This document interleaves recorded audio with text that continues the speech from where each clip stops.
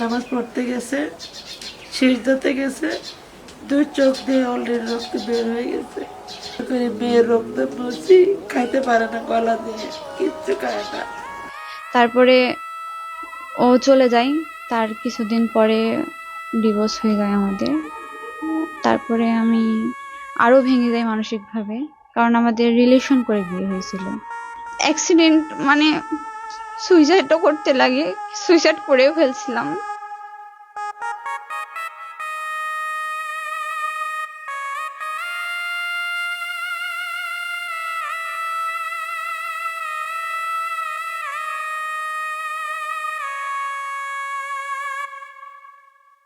আসসালামু আলাইকুম, আমি মিম।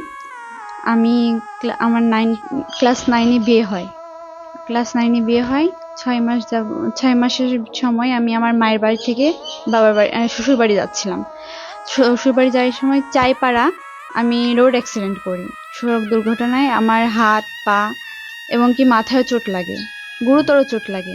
আমাকে সারদা কমপ্লেক্সে নিয়ে যাওয়া, চারঘাট কমপ্লেক্সে নিয়ে যাওয়া হয়।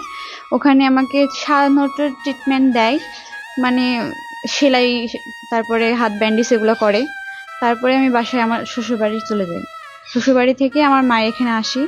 তারপর মায়ের এখান থেকে এসে আবার শ্বশুরবাড়ি যাই। তারপর 2.5 মাস পর হঠাৎ দুপুরবেলা থেকে আমার কাশি শুরু হয়। কাশির রক্তবমির পর থেকে তারপরের দিন সকাল থেকে আমার নাক দিয়ে রক্ত বের হওয়া শুরু হয়। তখন আমাকে রাজশাহী নিয়ে যাওয়া হয় ইমিডিয়েটলি। রাজশাহী নিয়ে যাওয়ার পরে আমি 8 দিন ভর্তি ছিলাম সার্জারিক্যাল ইনস্টিটিউটে, কিন্তু রক্ত পড়া বন্ধ হয় নাই। তারপরে বলছে যে বাসায় যায় ওষুধপাতি খান, ঠিক হয়ে যাবে। তারপরে আমি ওখান থেকে চলে আসি। আসার পরে আর 2 মাস পর আমার চোখ দিয়ে হঠাৎ সকালবেলা থেকেই চোখ দিয়ে রক্ত পড়া শুরু হয়। তখন ব্যাপারটা একদমই সিরিয়াস হয়ে যায়। তখন আমাকে আবার রাজশাহী নিয়ে যাওয়া হয়। তারপরে ওখান থেকে ভর্তি হই। তখন আমাকে মুর্শেদ জামান মিয়া নামে ক্যান্সার বিশেষজ্ঞ, হেমাটোলজি বিভাগ, ওখানে ডাক্তার দেখাই। ওখান থেকে আমাকে অনেক টেস্ট দেয়, টেস্ট করাই, রিপোর্ট আসে। রিপোর্ট একটার সাথে মিলে না। এপিডিটি নর্মাল আসে না, সিবিসি এগুলো নর্মাল আসে না। তখন ডক্টর হিমোফিলিয়া বলে যে আমার হিমোফিলিয়া নামে রোগ হয়েছে। তারপর কেমো দেওয়ার পরে 3 দিন প্যারালাইসিস ছিলাম। তারপরে প্যারালাইসিস থেকে ওঠার পরে আবার অবস্থার ওই মানে রক্তপাত হতেই থাকে। তারপরে কেমোটা দেওয়ার পরে আমার বেশি রক্তপাত ওঠে। তখন আমি সারাদিনই বিছানাগত থাকি, রক্তপাত হতেই থাকে। তখন একসময় রক্ত শূন্যতায় ভুগতে লাগলাম। তখন আমাকে এখানে রাজশাহী আবার নিয়ে যাওয়া হলো। তো আমাকে বলে যে আমার চিন্তা করার জন্য ডিপ্রেসড কাটাই, এরকম কিছুটা করি, তার জন্য হয়তো আমার এরকম সমস্যাটা বেশি হয়। তারপর ওর দ্বারাও কিছু হলো না, আমাকে ঢাকা রেফার করে, ঢাকা মেডিকেল কলেজ হাসপাতালে বর্ন উইল টেস্ট একটা দেয়। তারপর আমার বর্ন উইল টেস্ট হয়, তো ওটাও নেগেটিভ আসে নাই, বলে যে ভালো রিপোর্ট, সমস্যা নেই। তারপর ওখানে কিছুদিন ভর্তি থাকার পরে আমাকে ওখান থেকে রেফার করে পিজি হসপিটাল থেকে আমার ওখান থেকে রেফার করে বারডেন থেকে নিউরোসায়েন্স থেকে আবার পিজি হসপিটালে। আমি পিজি হসপিটালে 75 দিন থাকি, আইসিইউতে 3 দিন ছিলাম। আর্থিক অবস্থার জন্য আমার কোনো মানে আর ট্রিটমেন্ট হয় না। আর ডক্টররাও বলে যে আমাদের দ্বারা কোনো সম্ভব না, আপনারা দেশের বাইরে নিয়ে যান। দেশের বাইরে যেয়ে ওর ভালো ট্রিটমেন্ট হতে পারে এবং কি বাঁচতেও পারে। ওর যত দিন যাবে দিনে দিনে অবস্থা খারাপ হবে।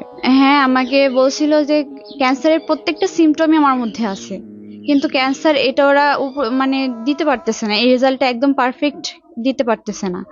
বলতেছে যে আমরা সিমটম দেখতেছি সবকিছুই সেম, কিন্তু আমরা বলতে পারতেছি না যে আমার ক্যান্সার হয়েছে। তারপরে ওখান থেকে আমরা চলে আসি। চলে আসার পরে বাসায় ওরা কিছু ইনজেকশন দেয়। আমার মায়ের বাসায় চলে আসে।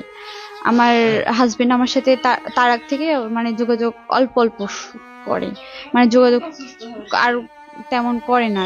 ওরা সাহায্য করছে বলা যাবে না, ওরা বিপুল পরিমাণ খরচ করে, কিন্তু লাস্টের দিকে ও আমার সাথে মানে পিছু টান দিছে, বোঝা যায়, মানুষকে তো বোঝা যায়।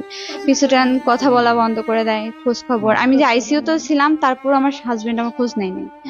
তারপরে আরো নেগেটিভ কিছু কথা বলে। তারপরে আবার আমাকে মানে বোঝাই যে আমাকে আর ভালো লাগে না, এমনটা এরকম আর কি বোঝাই। তো তারপরে আমার ওখানে আর নিয়ে যায় না। আমি এতদিন 75 দিন পর আসছি, আমার তো অবশ্যই যাইতে ইচ্ছা করবে শ্বশুর বাড়িতে। শ্বশুর বাড়ি যাইতে যাই, হ্যাঁ আমাকে নিয়ে গেছে, এক রাত ছিলাম, তারপরের দিন আমাকে রেখে গেছে। চলছে, রক্তপাত হচ্ছে আমার। রক্তপাতটা আমার শুধু রক্ত বমি হয়, রক্ত বমি আর চোখ দিয়ে ব্লিডিংটা অতিরিক্ত হয়, আর কান দিয়ে। তারপরে আমি চলে আসি, আমার আম্মুর এখানে থাকি। আম্মুর এখানে থাকতে থাকতে একদিন সন্ধ্যাবেলা সে আসে, এসে খাওয়া দাওয়া করে। আমার কাছে ফোন ছিল, ও ফোন ইউজ করতো। তারপরে ফোনটা নেয়, তারপরে আমার বাবাকে বলে যে আপনাদের মেয়ে আপনাদের কাছেই থাকে, আমাদের পক্ষে আর নিয়ে যাওয়া সম্ভব হচ্ছে না, এরকম কিছুটা বলে। তারপর আমরা তো সবাই ভেঙে পড়ি। ভেঙে পড়া তারপর থেকে আমি মানে আরো বেশি অসুস্থ হয়ে যাই, আর এটা নিতে পারি না মাথায়। তারপরে ও চলে যায়, তার কিছুদিন পরে ডিভোর্স হয়ে যায় আমাদের। তারপরে আমি আরো ভেঙে যাই মানসিকভাবে, কারণ আমাদের রিলেশন করে বিয়ে হয়েছিল। আমি অনেক মানসিকভাবে ভেঙে পড়ি। তারপরে অ্যাক্সিডেন্ট মানে সুইসাইডও করতে লাগে, সুইসাইড করেও ফেলছিলাম।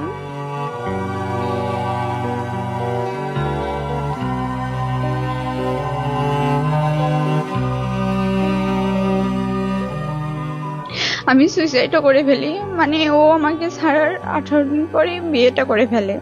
মানে আমি এটা সহ্য করে নিতে পারছিলাম না যে ও কেন বিয়েটা করলো, ডিভোর্স দিছে, ও তো থাকতে পারতো তাই না, এরকমটা। তারপরে আমি অসুস্থ হয়ে যাই, আরো অসুস্থ। আমি 27 দিন যাবৎ ঘর বন্দি থাকি, কথা বলি না কারোর সাথে, সবসময় অসুস্থ থাকি, খাওয়া দাওয়া করি না। এভাবে আমার দিন যাইতে থাকে, দিন আমি এভাবেই আছি। আর আমার বাবা মার পক্ষেও আর মানে হচ্ছে না যে আমাকে চালাবে। আমার কিছু ইঞ্জেকশন, মানে আমার সপ্তাহে 4 দিন করাই লাগে, একদিন পর পর করা লাগে। কিছু ইঞ্জেকশন আছে অনেক দামি দামি, ওষুধ পাতি, এগুলো খরচ একটা। 20,000 টাকা লাগে আমার 5 দিন। আমি যখন রক্ত হইতে হইতে রক্ত শূন্যতায় ভুগি, তখন আমার মানুষের ব্লাডও আমার শরীরে স্যুট করে না, খিঁচুনি ওঠে, তখন রক্তের স্যালাইন দেওয়া লাগে। তখন রক্ত স্যালাইনটা দেওয়া, ওটাও অনেক দামি স্যালাইন। আমাদের আর্থিক অবস্থার মধ্যে একদমই সম্ভব না। আমাদের পরিবারে আমার বাবাই শুধু চাকরিজীবী। ও আমার বাবা, তিনি ঢাকায় মোটর মেকানিক চাকরি করেন কোম্পানিতে। আর অফিস থেকে 4 লক্ষ টাকা লোন নিয়েছিল, ওইটাই শোধ করতে করতে মানে বাবার অবস্থা নাজেহাল। আমি পড়াশোনা কন্টিনিউ করতে চাই, কিন্তু অসুস্থতার জন্য কন্টিনিউ করতে পারি না, এবং কি আমি কোরআন শরীফটা ভালোভাবে পড়তে পারি না। আমি বাম চোখে কম দেখি। রক্তপাত হইতে হইতে মানে শরীর দুর্বলতার জন্য কিছুই কনসেন্ট্রেট হতে পারি না। আজ 4.5 বছর যাবৎ চলতেছে বর্তমানে। আমি এখন বাঁচতে চাই, কে চায় না যে বাঁচবে না, কে, সবাই চায়। একটা ছোট বাচ্চা পাগলও চায় যে বাঁচবে, আর আমি তো একটা সুস্থ স্বাভাবিক মানুষ, বা অসুস্থই হই না কেন তারপরেও চাইবো যে আমি বাঁচি, আমি বাঁচতে চাই।